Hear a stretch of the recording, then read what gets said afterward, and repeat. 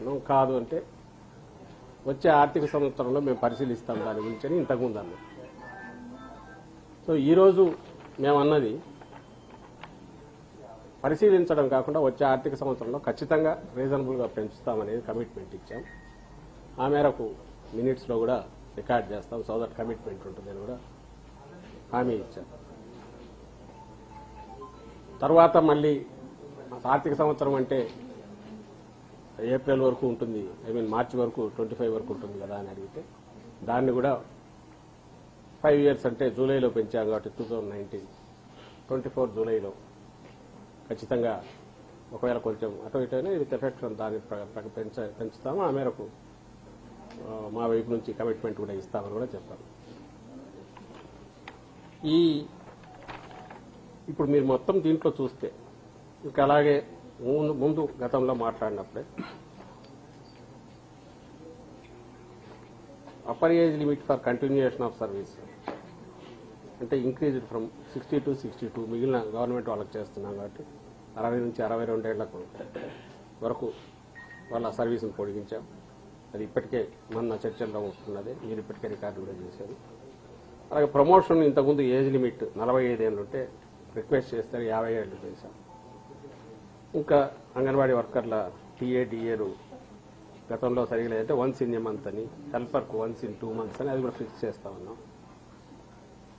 ఇంకా హౌస్ రెంట్కి సంబంధించి రిలీజ్ కానివి, అడ్మినిస్ట్రేటివ్ కాస్ట్ ఇవన్నీ కూడా రిలీజ్ చేసేసి రెగ్యులర్గా మెయింటెనెన్స్ కాస్ట్ ఇవన్నీ కూడా రెగ్యులారిటీ మెయింటైన్ చేసేటట్టు.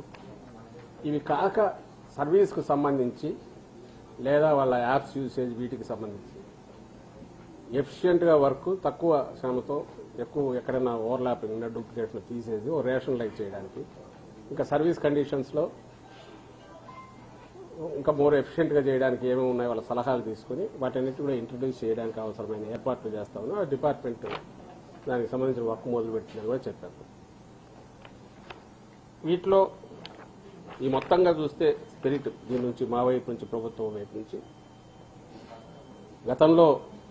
గత ప్రభుత్వం 2014లో ఆ రోజు 4200 వర్కర్కు, హెల్పర్కు 2200 అప్పుడు ఉండేది. తర్వాత 2016లో అంటే తెలుగుదేశం ప్రభుత్వం వచ్చాక 2016లో అంగన్వాడీ వర్కర్కు 7000, హెల్పర్కు 4500 చేశారు. మళ్ళీ 18లో అదే నేను అన్నట్టు ఇంతకుముందు కేవలం అంటే మన ఎన్నికలకు ఒక 6 నెలలు 8 నెలల ముందు అప్పుడు 10,500 6,000 చేశారు. ఆవరేజ్ మీద అప్పుడు వస్తున్నది చూస్తే 6,000 6,500 ఉన్నది. ఈ ప్రభుత్వం వచ్చాక మళ్ళీ 1000 పెంచినాక 11,500 7,000 అయింది.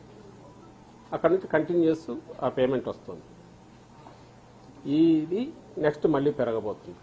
అంటే ఒక కన్సిస్టెన్సీ, కంటిన్యూయేషన్, దాని పెంపుదలకు సంబంధించిన ఒక హామీ ఇప్పుడు ఇవ్వడంతో పాటు మిగిలినవన్నీ రిజాల్వ్ చేసే దిశగా నిర్ణయాలు తీసుకున్నాం. ఈ కాక మినీ అంగన్వాడీలకు సంబంధించినంత వరకు పిల్లలు ఎంతమంది ఉంటారో స్ట్రెంగ్త్ని బట్టి దాన్ని బట్టి డిసైడ్ చేయడమే కాకుండా అలాగే జనాభా అంటే పక్కా దీన్ని పంచాయతీలో ఉంటే దాన్ని కూడా కలిపి మీరు పరిగణనలోకి తీసుకుని దాన్ని బట్టి ఫిక్స్ చేస్తే బాగుంటుంది. మినీ అంగన్వాడీలో మెయిన్ అంగన్వాడీలుగా చేయాలనే ఏదో వాళ్ళ డిమాండ్ ఉంది.